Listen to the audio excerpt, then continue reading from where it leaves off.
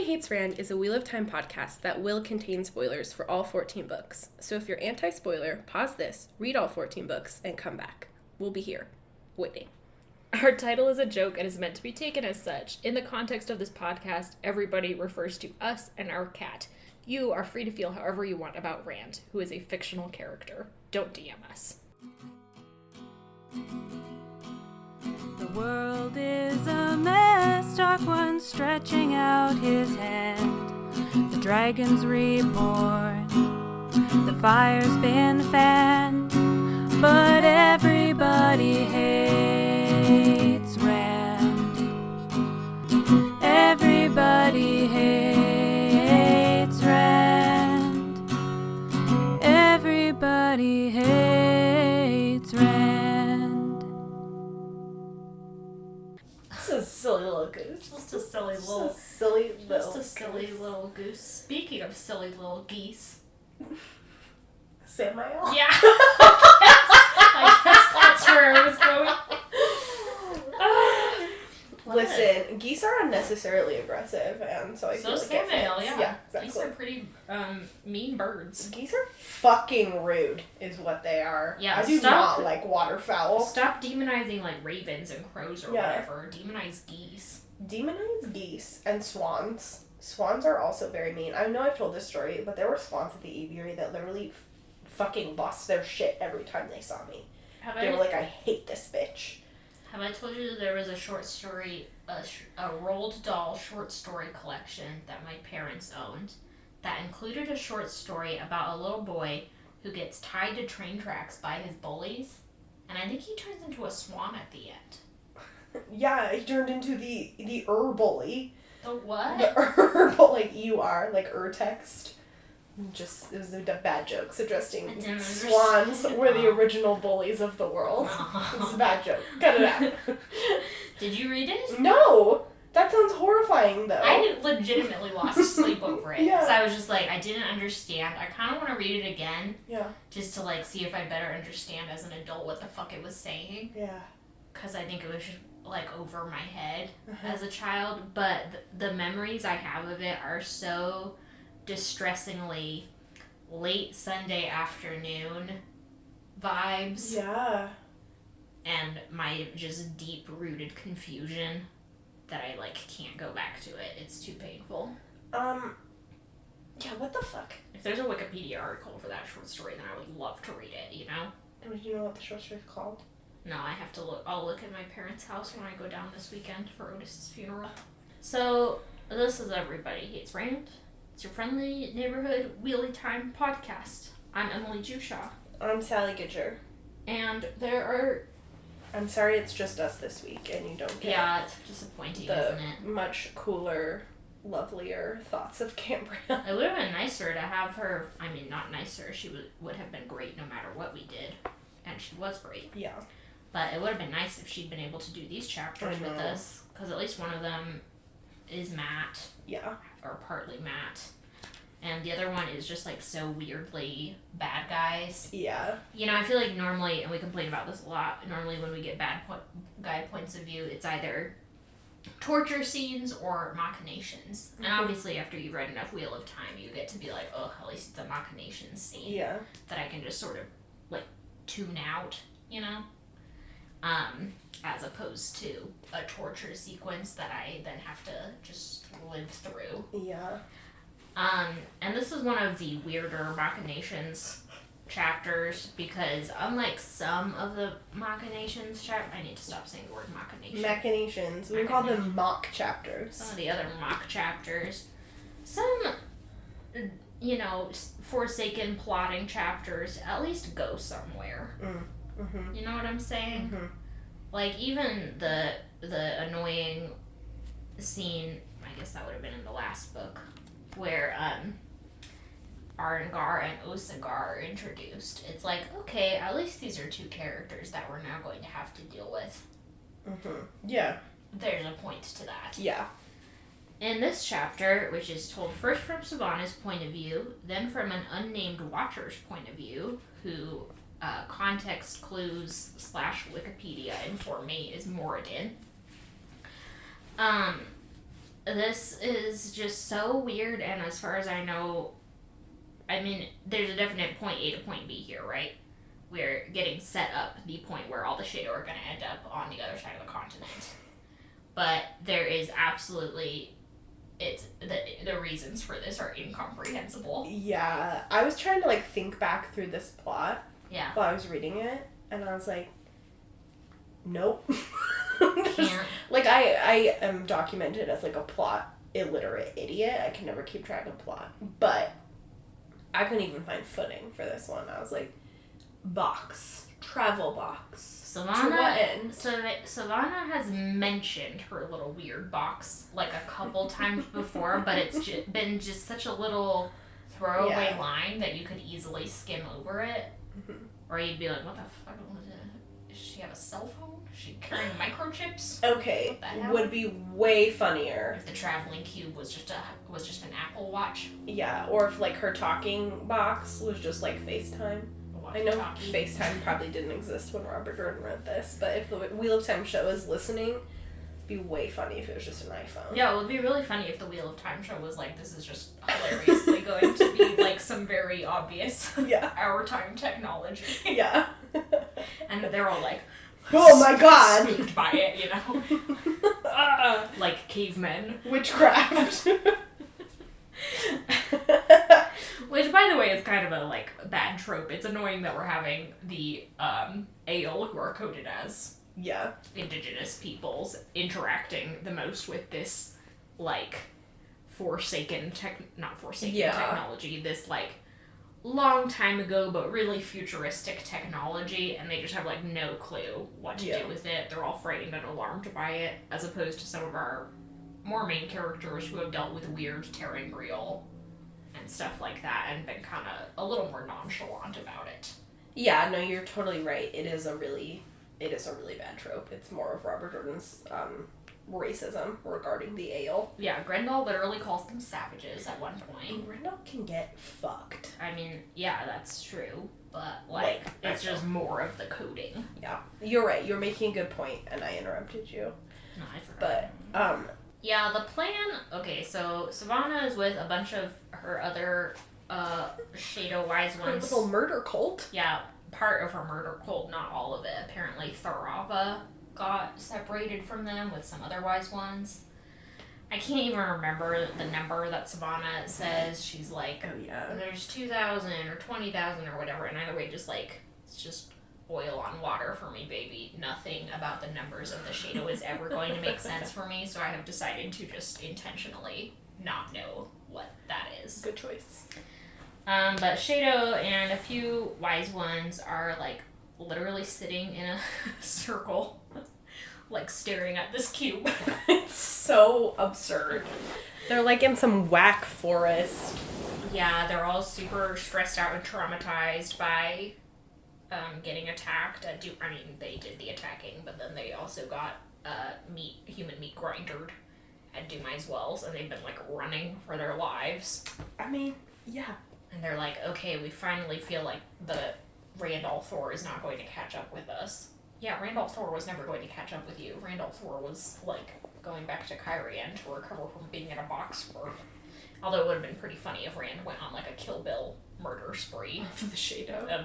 Of like, the individuals specifically responsible for his box time. Oh, no. Box time. Non-box time. Yeah. I hope Gojo in the cube isn't, like, all curled up in a box. What I've read... That's another lanky boy who shouldn't be put in a... That's another... Well, as Sarah McClintock said, he should be in a timeout of some sort. Okay, but Rand also should have been in a timeout. You're right. I did not want him to be in a box. Not in a box. Literal. The one... I'm not caught up on Jujutsu Kaisen, the manga, but, like, the one panel I remember of him in it, he was just, like, sitting normally. Like, he wasn't, like, folded up in this tiny little cube. He was just sort of, like, chilling, and he was just kind of like, well...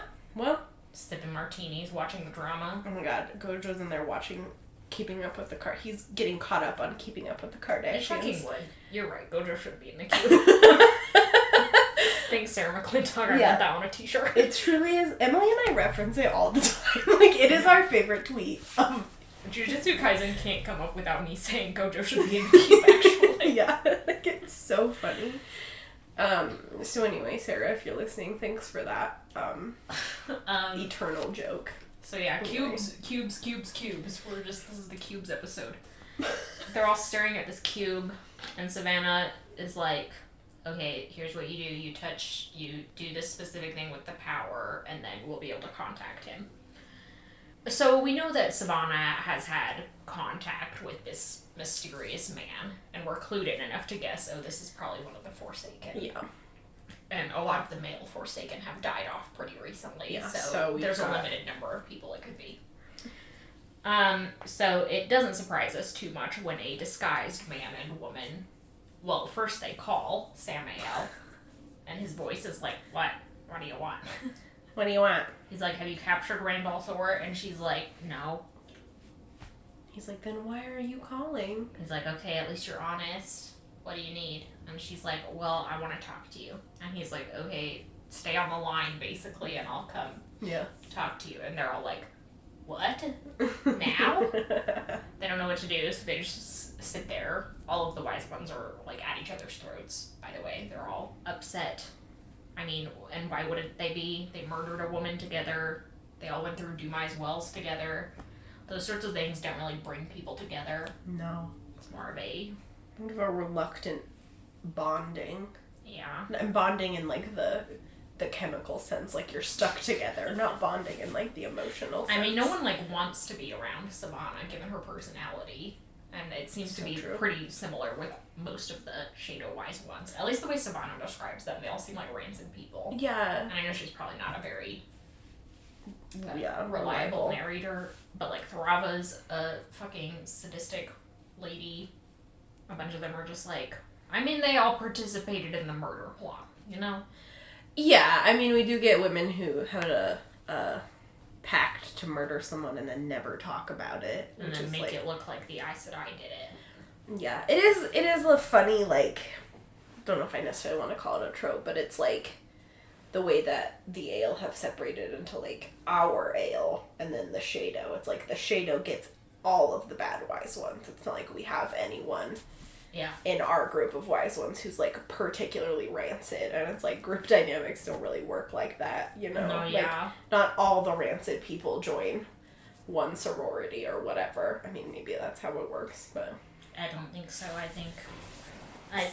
think group dynamics have people sort of conform to whatever dynamic is there, but yeah, that doesn't mean all of the Shadow art should be evil, but that's the way Robert Jordan has chosen to present them, more or less without any nuance. Yeah. Once again, we run into Wheel of Time's inability to write nuance. But Sammael shows up in disguise as a guy named Kadar, accompanied by a woman who has a very low-cut dress, so we're like, oh, that's obviously Grendel. Because cleavage is the only defining characteristic of most of the female Forsaken. But, like, they both don't look like themselves. We're just going based on personality and our sort of vague understanding of the Forsaken dynamics. Sammael, they argue for a minute out of... Yeah. They, like, ward their conversation. So we're like, okay, what the fuck is happening? Presumably, Sammael got this whack call and was like, then called up Grendel and was like, come with me to this dumb meeting. And she was like, could I please not have to do that? Yeah. I have better things to do in my, sex dungeons or whatever the hell Grendel gets up to in her spare time. Running a sex dungeon takes a lot of time and effort, Sammael, okay? They don't run themselves. This is a 4-star sex dungeon. 4-star sex dungeon? We have to keep up our reviews. Critically acclaimed, award-winning sex dungeon. I can't just be going fuck all around the continent with you. And he's like, actually you can and you will, so... At some point, Sammael apparently convinced Grendel that he's the guy who's going to be on top. Yeah. I want to be on top. It's the America's Next Top Model theme song. Sorry, I'm being so annoying.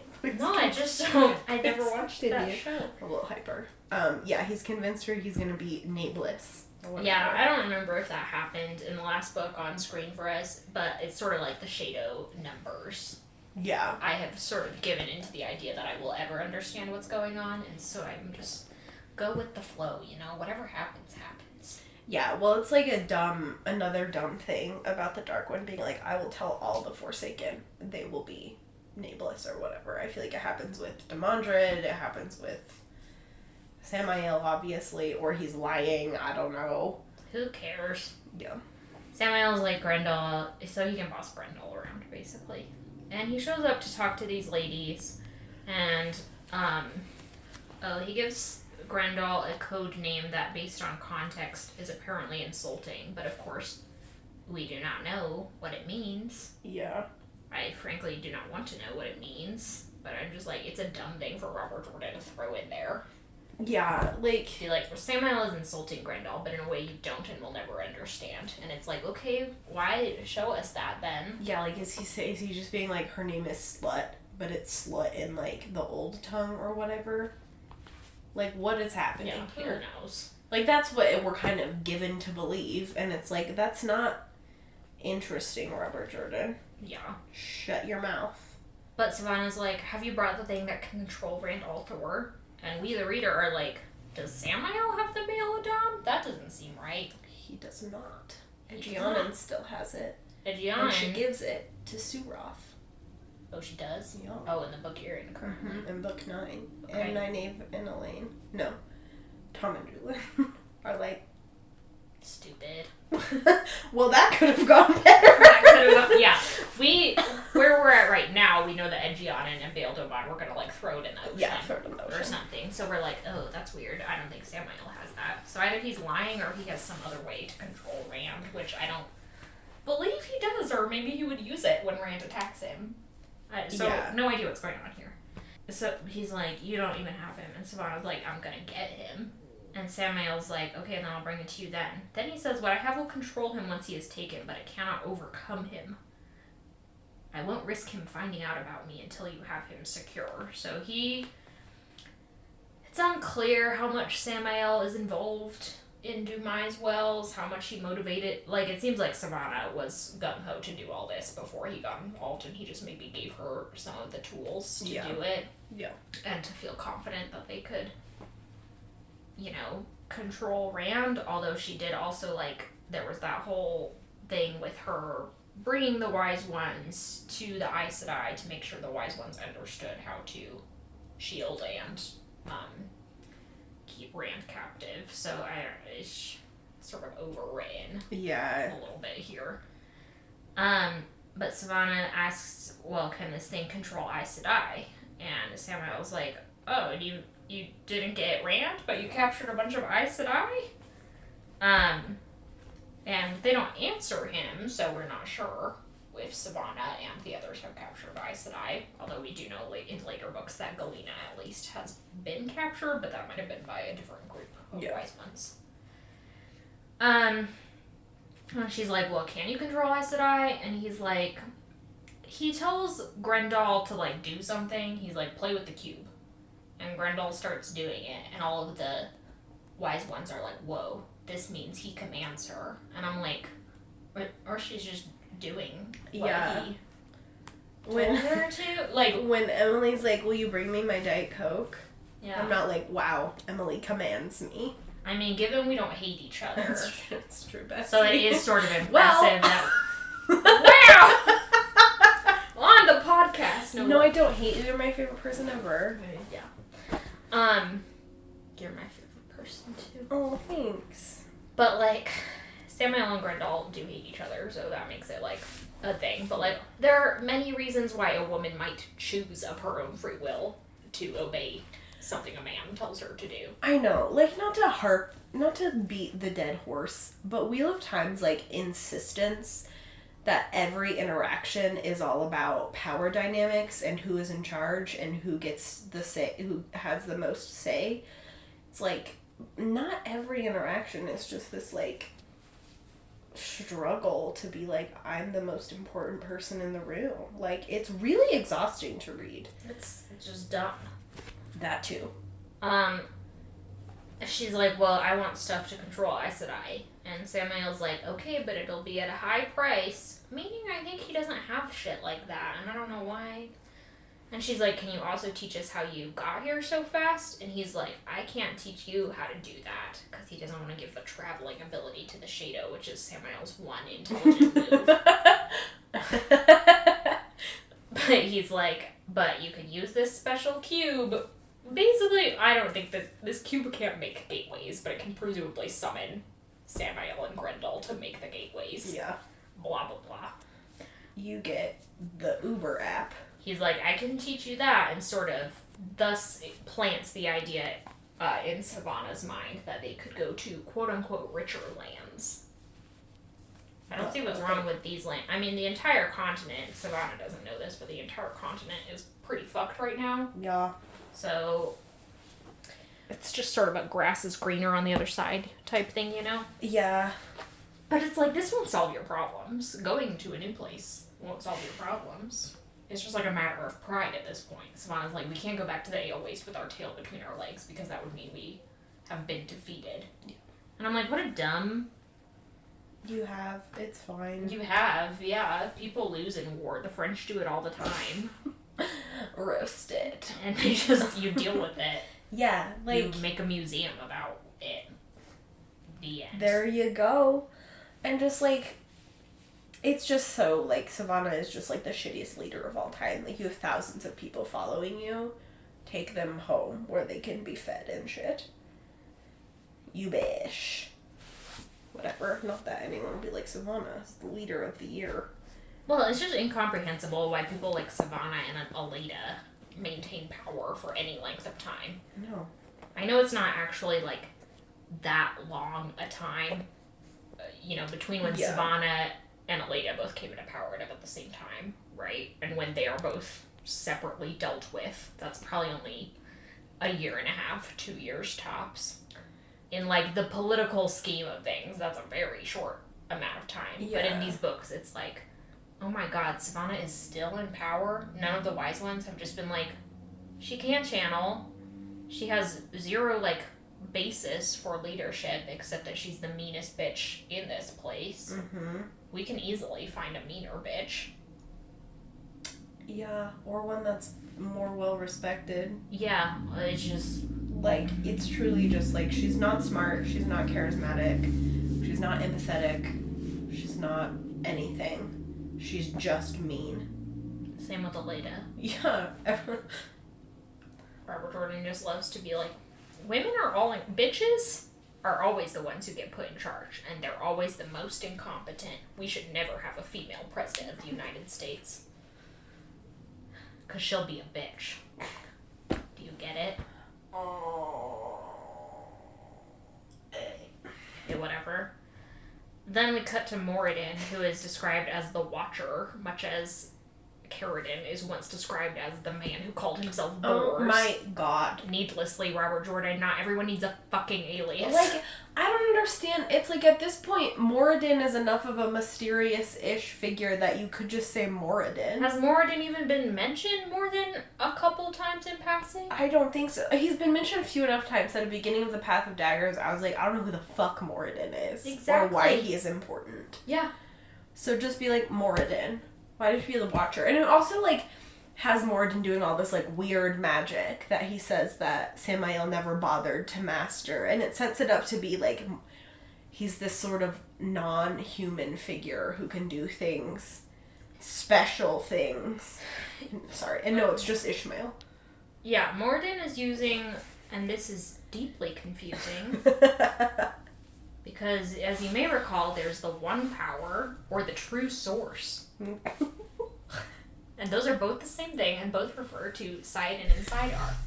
Now then there's the true power, which is the Dark One's special magic that he can, like, give to people and be like, you can use this. And sadly enough, this will be an important development in the later series, that some people can use the true power. Among them, Moradin is our top practitioner because he is most connected to Daddy Dark One. He's Daddy's special little boy. Yeah, that's Moradin. So we don't know enough about Moradin to know why he's here or what he's doing. I mean, once you know it's Moradin, you're like, he's just spying on the other Forsaken the way all the Forsaken spy on each other. Although I would like it if Moradin was above such petty things. That's sort of the way he's portrayed later in the series. No bitch. But he's like invisible with some special technology called a fan cloth or some shit. He's like, I'm invisible. They can't see me. And I just am eavesdropping on their conversation while they bitch at each other relentlessly. He was like, I don't know why Grendel's letting Sammael boss her around. Oh, it's because he's lying to her and saying he's going to be nameless. Da-da-da-da-da. Yeah, but Daddy told me I'm going to be nameless. I mean, he doesn't say that, but it's the implication. Yeah. God. Yeah, and then he just uses his special evil powers to travel away. So he sidesteps the pattern, which I find is very interesting. And he has his special little flecks moving across his eyes. Yeah. Which I admit, staring into your eyes right now, if I saw little flecks moving across them, I would be fucking horrified. I'd be like, oh, demonic possession. Yeah. That's what's happening here. Demandred possession. So... Thanks for the visual, Robert Jordan, I guess. Although it would have been cooler if you introduced it by, like, having a different character notice that about Moradin. Are they actually in his eyes? I thought he was just, like... Oh, in his, like, vision? Like, dizzy. He's like, oh. It's way cooler to be like, yeah, he's got stuff moving in his eyes. Like, he literally has stuff that moving in is his eyes. Creepy, but cool.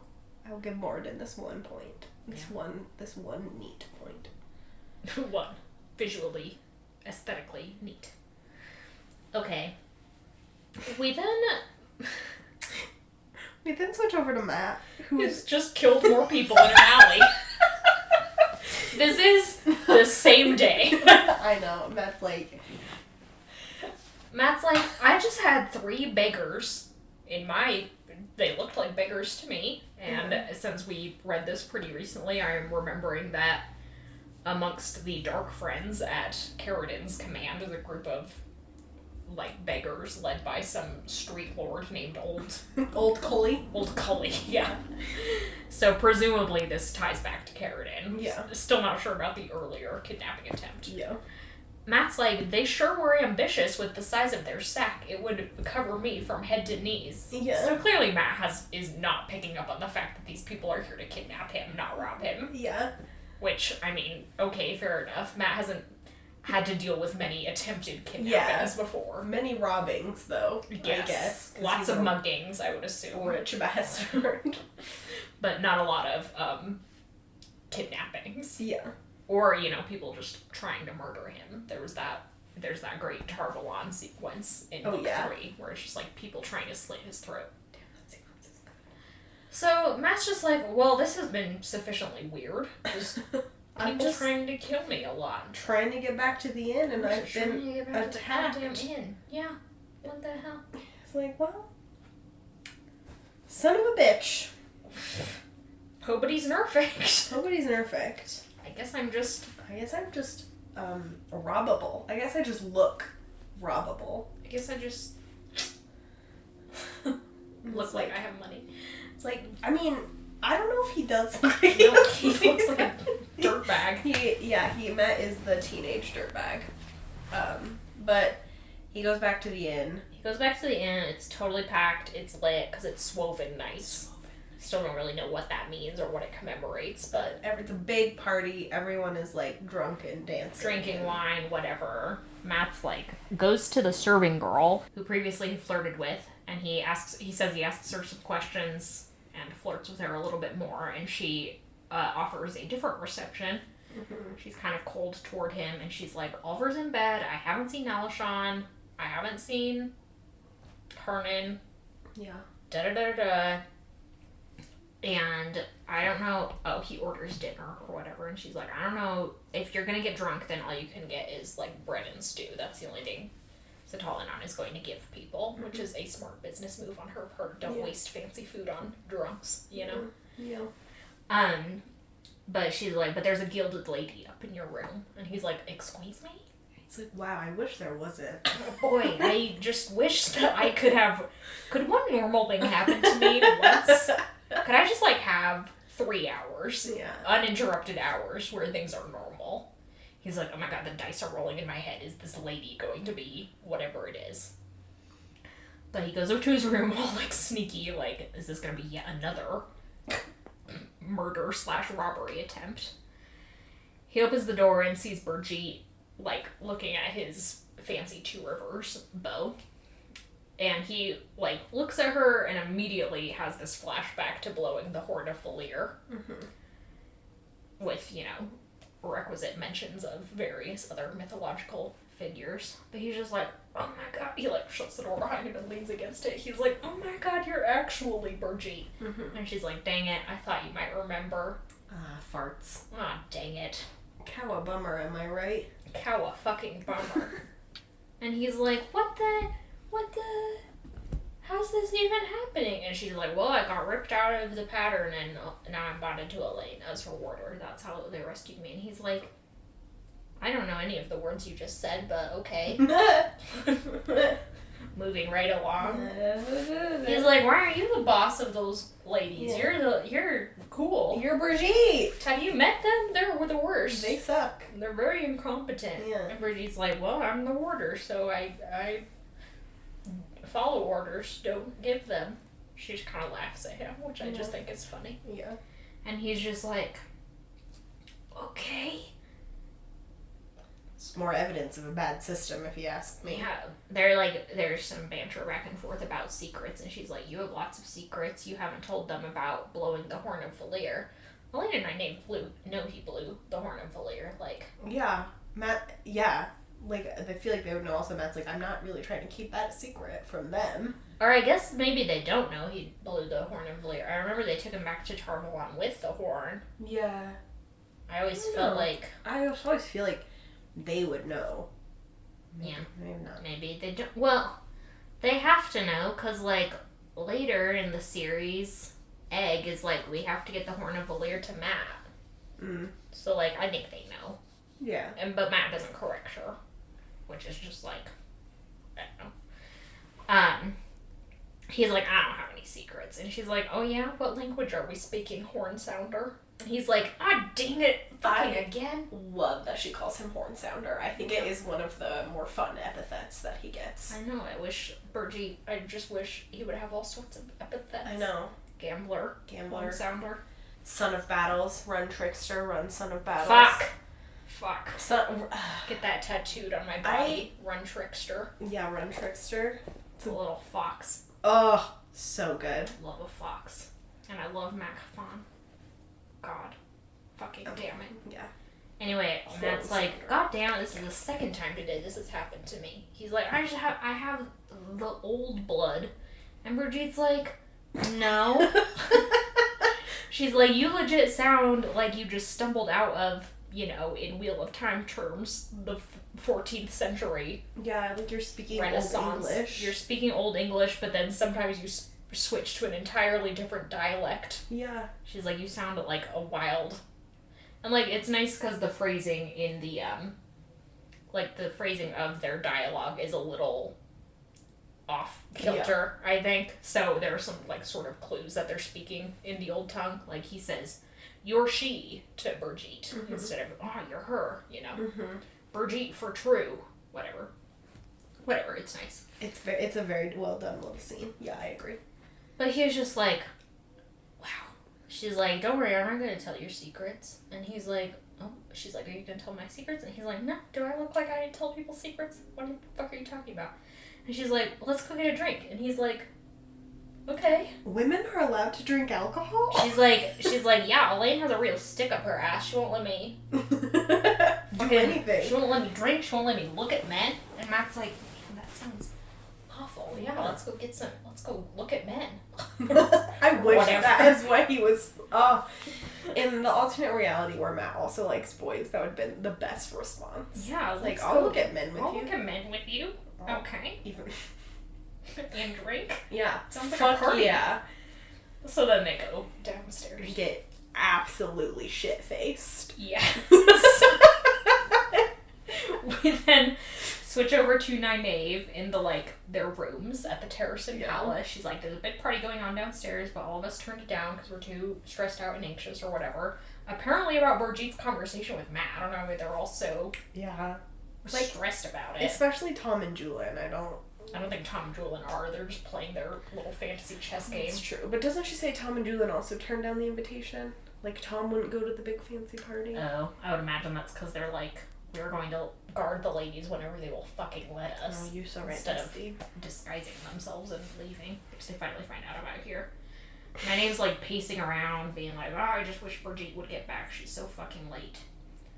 And then Elaine starts acting super weird. She's like giggly and acting drunk. And Nynaeve's like, it's like she's been sneaking sips of wine. But I know she wouldn't do that because we both had shitty experiences with wine and neither of us drinks a lot of it anymore. But Elaine, like, is like, we could look like different people, and does her little magic trick to make her and Avienda and Nynaeve all look like different people, which of course Nynaeve flips out because Elaine does chooses to make her look like a sea folk woman, including topless, and it's like irrational. Nynaeve, they aren't your breasts. They're illusions breasts. Yeah. She also gets, like, you can get mad at Elaine and be like, don't do this. That's stupid. But she gets mad at Tom and Julian. Well, she gets mad for the wrong reason. Like, in the back of her head, she's like, oh my god, Elaine is revealing everything. Yeah. When it's like, that's your top reason to be mad. Yeah. Like, Elaine, what the fuck are you doing? We've, for a month apparently, been keeping this under wraps from everyone. And now you're just giving it away. And Elaine's like, you're right, I'm acting super weird. Meanwhile, Tom and Julian, by the way, are, Tom or Julian asked, like, why didn't you guys just send us to Matt? And Nynaeve's like, god damn it, I didn't even think of that. I forgot Tom and Julian existed. And I'm like, I mean, relatable. Yeah. They're like, oh right, our errand men. They also talk a little about Carradine. Like, Nynaeve has Matt's note, and she's like, did you guys not tell him anything? Because he says something, she's like, the line about we can get plenty of heat and flies in Camelin. I don't know why she's so struck by that line. Yeah. What she thinks they might have told Matt. I literally have no clue. I don't either. But it's a good line. Maybe she's like, oh, hey, Matt has a poetic turn to him. She's like, wow, his handwriting fucking sucks. like a child. But boy, he seems to know what's going on better than we want him to. Anyway, they have like a little conversation about why Tylan can't just, execute Carradine. Yeah, Avienda's like, why don't you just kill him? And I fucking think Avienda has a point. You could just assassinate him. Well, I feel like there should be more assassins. Perhaps because I am reading a book about assassins right now, but I feel like assassins should be a little bit more part of this universe, and you should just be able to kill people. Yeah, like, it feels like Tom Maryland is the only one who's committed assassinations. Regicide, specifically. Tom killed two kings. Maryland. Yeah. And, like, just send Tom to kill Carradine. I bet he could do it. He'd be like, fuck yeah, I love that. Oh, I love killing white cloaks. You could send literally most of the members of your party would be competent. Just have Brigitte snipe him. That would be so sick and have sexy. Matt be like, I'm gonna pretend to mug him, but then actually murder him in the street. Right? Send Avienda. She's ready. Yeah, everyone's ready except you, ladies. And they're like, well, killing is bad. Shut up. Okay. So's enslaving people, but look who did that. Yeah, like, your guys' shifting morality center is boring. Yeah. Anywho. So Elaine's acting weird and realizes she's acting weird right as Brigitte swings in. Totally soused.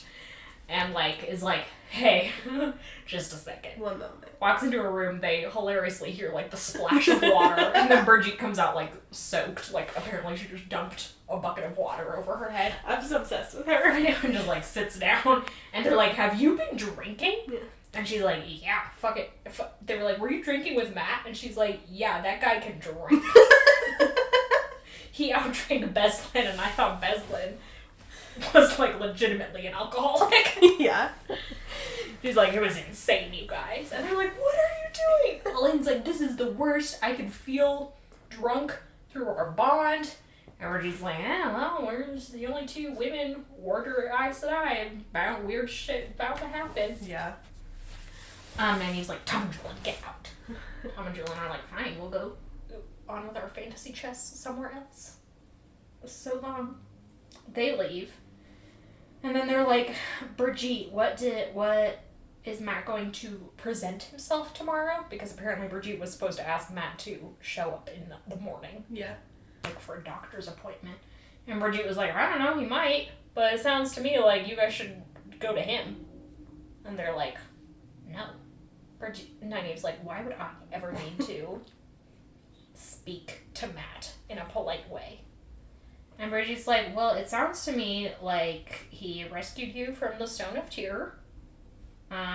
He and Julian, which I would not have done for most people. So yeah, she's like, not the Stone of Tyr, bitch. Absolutely the Stone not. of Tyr is like an unbreakable fortress. Do you think Matt told her about the fireworks, or if he just was kind of like casually like, yeah, I work at the Stone of Tyr? I bet he was probably just like, yeah, we just like got broken in the Stone of Tyr. Just very nonchalant. Yeah, because then Nynaeve goes on this rant and she's like, there was only one Black Aja and like Belal wasn't even interested. And Brigitte's like, there was Black Aja and a Forsaken there? Matt didn't even mention that. Did Matt even know? Question mark. Okay, that's a good point. But also, yeah, it was a very dangerous situation. Yeah. And Brigitte's like, you guys are fucking insane. Yeah. The way he told it, you guys just sort of gave him a backhanded thank you and were like, goodbye. Get out. Get fucked. Didn't even really thank him. Yeah. And Elaine's like, well, I guess when you put it that way, that's pretty bad. And Avienda's like, yeah, Elaine, that sounds like shitty behavior. You should make that up with Matt.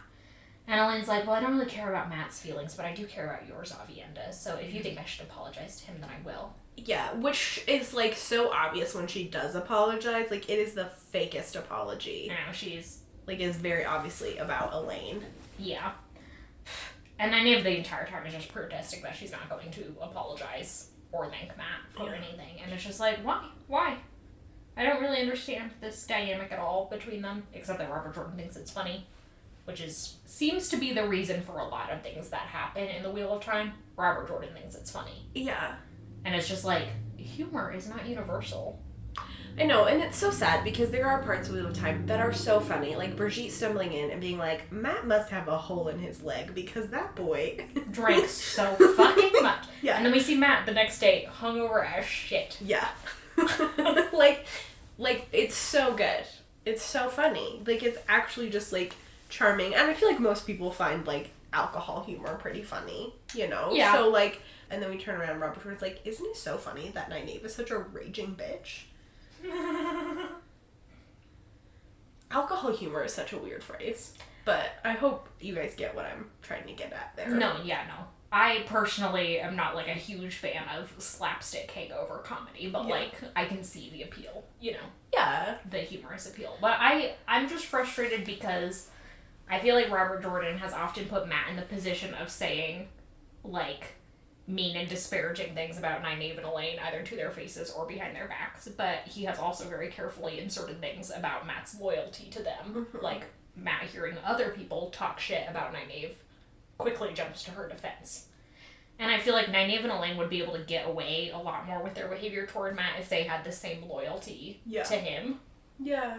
Like, I am fine with, like, members of a fellowship, you know, bickering, being at each other's throats, as long as they are, like, have the sibling relationship of, no, you can't talk shit. Yeah. It's mine to talk shit about. Yeah. And it's just, like, frustrating because we do not get that. No, they're just, like, 100% pure disdain. Yeah, it's just, like, one-sided loyalty is not very fun, relationship-wise. And it's really just frustrating for Matt. I just want to be like, you actually don't owe them any loyalty. Yeah, I just want people who are willing to go to bat for each other. Yeah. You know? Yeah.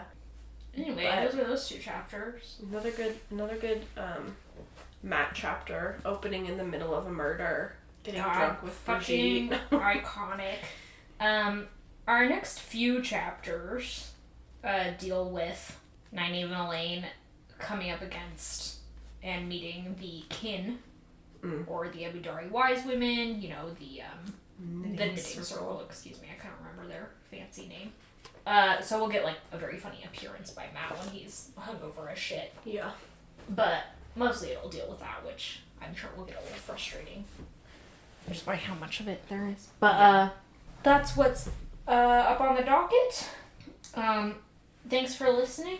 Thanks again to Cambria for guesting on the podcast last week. We had a great time. We had a fun discussion. Good to have you.